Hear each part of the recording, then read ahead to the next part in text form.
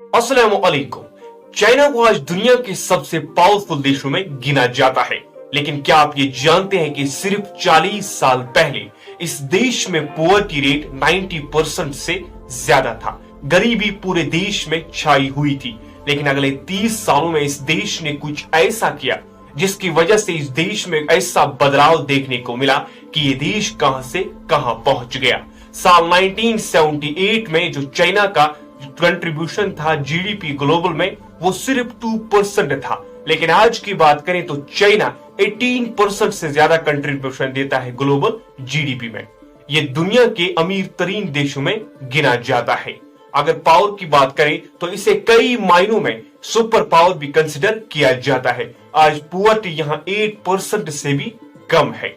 लेकिन यह बदलाव हुआ कैसे? आखिर इस देश ने सफर तय किया कैसे? यही जानेंगे आज के इस वीडियो में, तो बने रहिए आज के हमारी इस वीडियो के साथ। अगर आपको हमारी ये वीडियो जरा सी भी पसंद आती है तो हमारे इस वीडियो को लाइक कीजिए और चैनल को सब्सक्राइब कीजिए, ताकि हमारे आने वाली जो भी वीडियो है वो आप तक पहुंचे सबसे पहले। तो चलिए शुरू करते हैं आज की इस वीडियो। साल 1958 में माओ जो इनके प्रेसिडेंट थे उस टाइम, उन्होंने एक कैंपेन लॉन्च की, ग्रेट लीप फॉरवर्ड कैंपेन। इसका मकसद था देश में इकोनॉमिक और सोशल ट्रांसफॉर्मेशन लाना। इसकी दो पॉलिसीज थी। पहली, जमींदारों के हाथों जमीन छीनना और किसानों में बांटना, जिसे लैंड रिडिस्ट्रीब्यूशन भी कहा जाता है। दूसरा, इंडस्ट्रियलाइजेशन, यानी एक तरफ बड़े बड़े इंडस्ट्रियल प्लांट्स बनाए जाएंगे स्टील प्रोडक्शन के लिए, और दूसरी तरफ जिम्मेदारों से भी कहेंगे कि आप अपने लेवल पर छोटे छोटे लेवल्स पर स्टील प्रोडक्शन कीजिए। रास्ता सही था देश की इकोनॉमी को सुधारने का, लेकिन इसका रिजल्ट बहुत खराब आया, क्योंकि जिन जिन किसानों ने भी स्टील प्रोडक्शन की थी उनमें लो क्वालिटी का स्टील निकलता था, जिनसे नेचुरल रिसोर्सेज का वेस्ट हुआ। इसलिए धीरे धीरे हालात इतने खराब हुए कि पूरे देश में गरीबी छा गई, और माओ ने अपनी जिंदगी में कई ऐसे फैसले लिए जिनसे चाइना और ज्यादा गरीबी की तरफ जाने लगा। फिर साल 1976 में माओ इस दुनिया से चल बसते हैं और एक नया लीडर उभर कर आता है, डेंग जियोपिंग। इसे फादर ऑफ मॉडर्न चाइना भी कहा जाता है, क्योंकि इन्हीं की लीडरशिप में असल ट्रांसफॉर्मेशन देखने को मिला था चाइना में। इन्होंने नींव रखी थी, इन्होंने ही चाइना की ट्रांसफॉर्मेशन को शुरू किया था। डेंग एक पॉलिसी लेकर आते हैं, इकोनॉमिक लिबरलाइजेशन। इसके बहुत सारे अलग अलग एस्पेक्ट्स हैं जिन्हें हम एक एक करके डिस्कस करते हैं। पहला, एग्रीकल्चरल सिस्टम में सुधार लाने के लिए डेंग ने हाउस होल्डिंग रिस्पॉन्सिबिलिटी सिस्टम बनाया।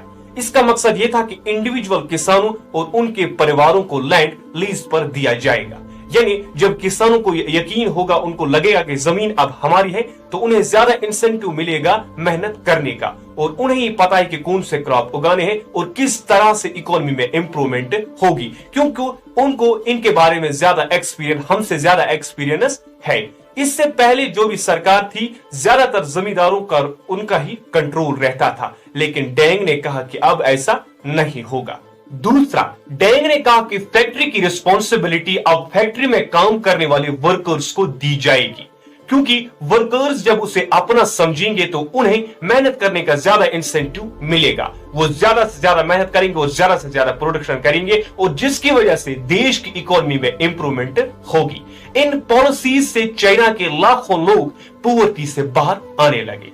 दूसरा जो सबसे बड़ा चैलेंज था डेंग के सामने, वो था एजुकेशन सिस्टम को सुधारना, क्योंकि एजुकेशन सिस्टम ऐसी चीज है जिससे देश अमीर भी बन सकता है और गरीबी की तरफ भी जा सकता है। वो ऐसे, जब यूथ सही दिशा में जाएगा तो देश अमीरी की तरफ जाता है, और जब यूथ गलत दिशा में जाएगा तो देश आगे नहीं बढ़ पाता है। इसीलिए उसके सामने सबसे बड़ी चुनौती थी एजुकेशन सिस्टम को सुधारना। एजुकेशन सिस्टम को सुधारने के लिए डेंग ने एक कंपल्सरी एजुकेशन लॉ बनाया। इसका मकसद यह था कि चाइना में जो भी 9 साल तक का बच्चा होगा उसे कंपल्सरी एजुकेशन दी जाएगी, वो भी फ्री। इससे हुआ ये कि चाइना में जो एजुकेशन थी उसमें काफी हद तक बदलाव देखने को मिला।